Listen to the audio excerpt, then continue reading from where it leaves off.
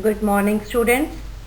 Today we are going to start chapter 3 of civics.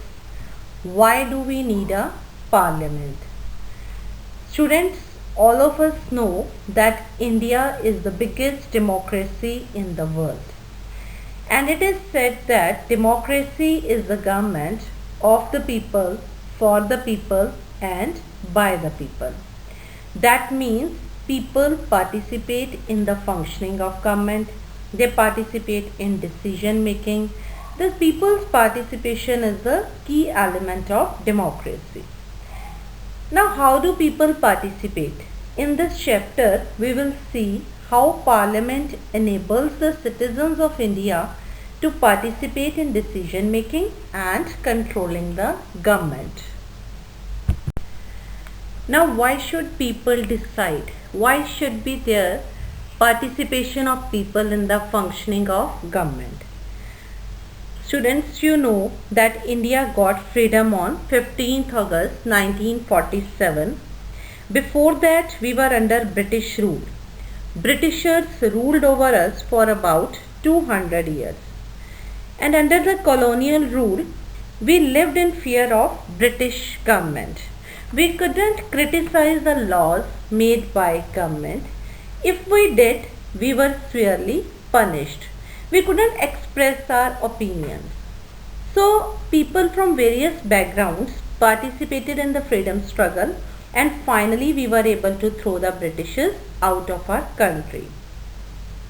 Now, after independence, these people expected that they will participate in decision making process. They will participate in the functioning of government. Moreover, they also wanted that government should be sensitive to the wills of people. अब लोग क्या चाहते थे independence के बाद कि वो भी गवर्नमेंट के कामों में पार्टिसिपेट करें. सो इसके लिए हमारे कॉन्स्टिट्यूशन में ये प्रोविज़न की गई that all adults have right to vote. And we Indians are very lucky that this right to vote was granted to all adult citizens at the same time.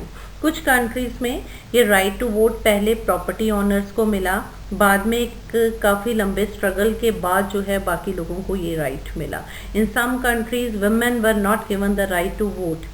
After struggling hard, women were able to get this right. But in India, all adults, whether they were male, female, rich, poor, or with any background, social background, all the adults got this right to vote at the same time. Now, what is parliament? Students, in the previous chapter, we have studied that there are three organs of the government. They are legislature, executive, and judiciary. Legislature we know is the law-making body. And when we talk about union legislature, that means we are talking about parliament. Parliament in India refers to union legislature. It is the supreme law-making body. And our constitution says that parliament consists of president and two houses.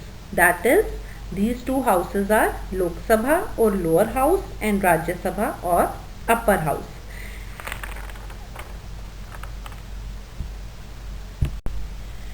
Now we will discuss about the composition of these two houses. First we will start with lower house, that is Lok Sabha. According to the Constitution of India, the maximum strength of Lok Sabha is 552. Out of these, 550 will be directly elected by the people on the basis of universal adult franchise, and 2 members from Anglo-Indian community are nominated by the President. At present, Lok Sabha consists of 545 members. Thus we see that लोक सभा के जो members हैं वो लोगों के द्वारा directly elected होते हैं.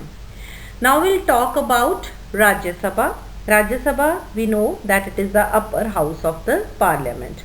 According to the constitution, the maximum strength of Rajya Sabha is 250 members. From these, 238 are elected and 12 are nominated.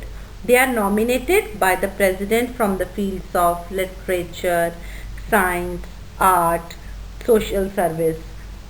The remaining 238 members are elected by elected members of state legislative assemblies. At present, Rajya Sabha has 245 members, 233 are elected and 12 are nominated by the President. Now, how are the MPs elected? Members of Parliament are called MPs. So, full form of MP is Member of Parliament. Now, how are these members elected? First, we will discuss about Lok Sabha. Elections for Lok Sabha are held every 5 years. For the purpose of elections, the whole country is divided into numerous constituencies. Constituency means कि elections के लिए पूरे country को कुछ areas में बांट दिया जाता है और from each area one member is elected. That area is referred to as constituency. Any citizen of India who has attained the age of 25 years can contest the elections, and all adults from that constituency cast the vote, and the candidate who gets maximum votes, he will become MP. For casting of votes, EVMs are introduced. Now, what is EVM? Full form of EVM is electronic voting machine. These electronic voting machines were introduced in India in 2004. Before it, ballot papers were used. Ballot paper means vote पर्ची. The use of EVMs in 2004 saved around 1,50,000 trees, which would have been cut to produce tons of paper for printing the ballot papers. Ballot papers को print करने के लिए बहुत सारा paper use होता है, and we know that paper is made from the bark of tree. तो when EVMs were introduced, that means cutting of trees was reduced. Now, members of Rajya Sabha, they are elected by the elected members of state legislative assemblies. These members of Lok Sabha and Rajya Sabha together form the parliament. The term of Lok Sabha is 5 years, means after 5 years Lok Sabha dissolves and elections for new Lok Sabha are held. Rajya Sabha is called a permanent house or permanent body because it never dissolves. What happens? After 2 years, 1/3 of its members retire and in their place new members are elected. So, one member remains in office for 6 years.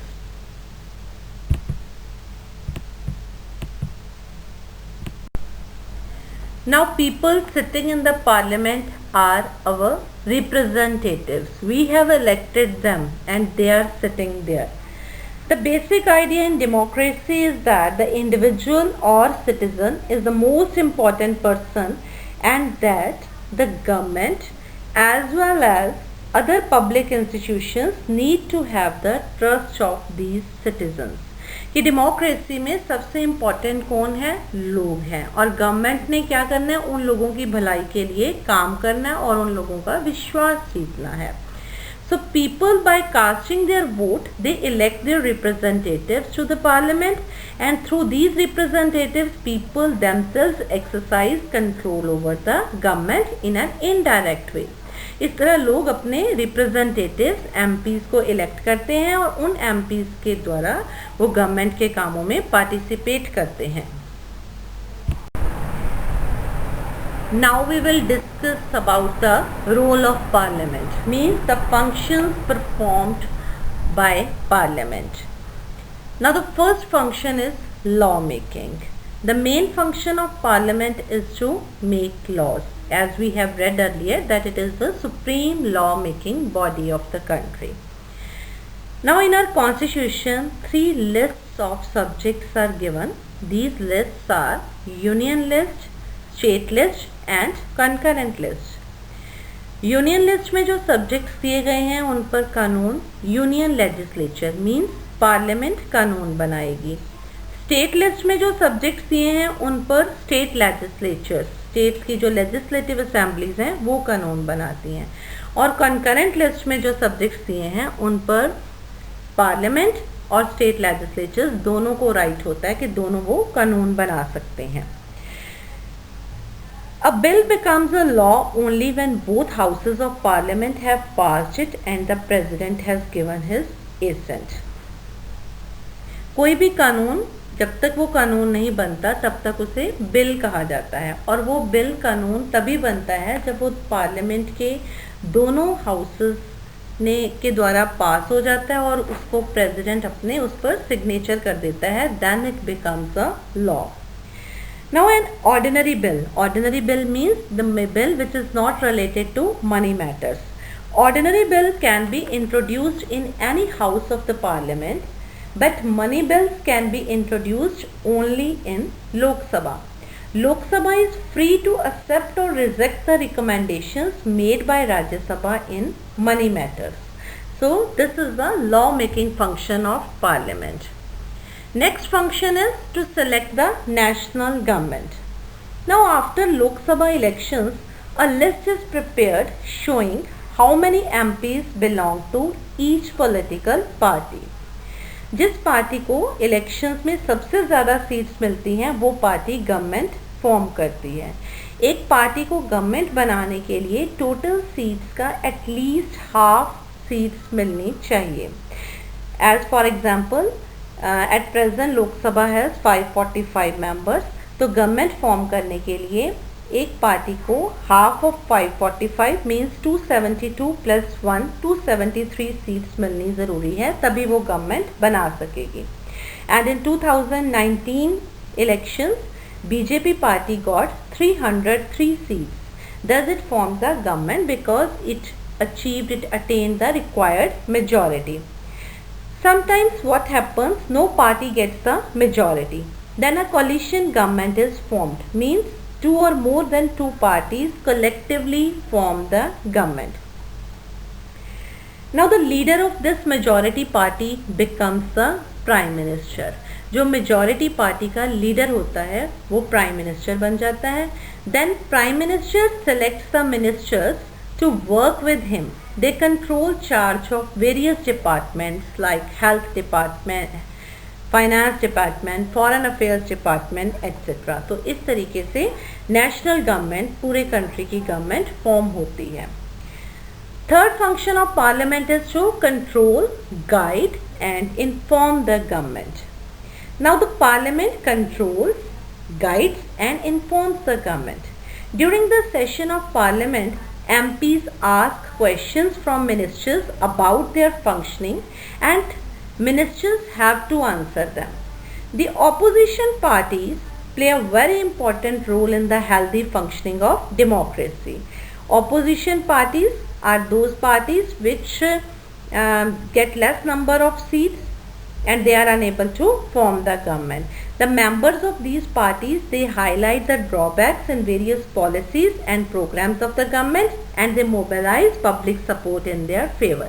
जैसा कि हम news वगैरह में देखते हैं कि opposition parties जो हैं वो गवर्नमेंट के कामों में कमियां जो हैं वो लोगों के सामने पेश करते हैं और लोगों का सपोर्ट लेने की कोशिश करते हैं so that कि नेक्स्ट टाइम इलेक्शंस में लोग जो हैं वोट उन्हें दें. Now, who are the people sitting in the parliament? We have discussed earlier that people sitting in the parliament are our representatives. We see that parliament now has more and more people from different backgrounds. Means all sections of society, they are given representation in the parliament.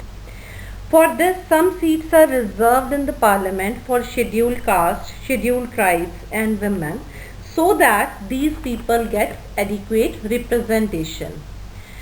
This is done so that MPs elected from these constituencies will be familiar with and can represent Dalit and Adivasi interests in parliament. क्या होता है कि लोकसभा की elections के लिए कुछ constituencies को reserve कर दिया जाता है कि वहाँ से सिर्फ शेड्यूल कास्ट, शेड्यूल ट्राइब या वुमेन कैंडिडेट्स ही इलेक्शंस कंटेस्ट कर सकते हैं. ऐसा इसलिए किया जाता है सो दैट कि इन लोगों को भी रिप्रेजेंटेशन मिले. मोरओवर ये एमपीज जो एससी या एसटी को बिलोंग करते हैं वो अपनी कास्ट और ट्राइब की प्रॉब्लम्स को समझते होंगे और वो उनकी प्रॉब्लम्स गवर्नमेंट के आगे रखकर उनका सॉल्यूशन करवा सकेंगे. सो thus we have seen in this chapter that people sitting in the parliament are our representatives. People participate in the functioning of government through this organ of government. Now let's summarize this chapter. What we have studied in this chapter, that Parliament consists of President and two houses. These two houses are Lok Sabha and Rajya Sabha. Lok Sabha, which is the lower house, it is constituted by direct elections on the basis of universal adult franchise. To be elected as a member of Lok Sabha, one must be not less than 25 years of age. Duration of Lok Sabha is 5 years. Then Rajya Sabha is the upper house of parliament. It consists of not more than 250 members. The nominated members are 12 in number. The remaining members, they are the representatives of states and union territories. Then Parliament performs a number of functions like lawmaking, to select the national government, to control, guide and inform the government. So students, that's all about the chapter.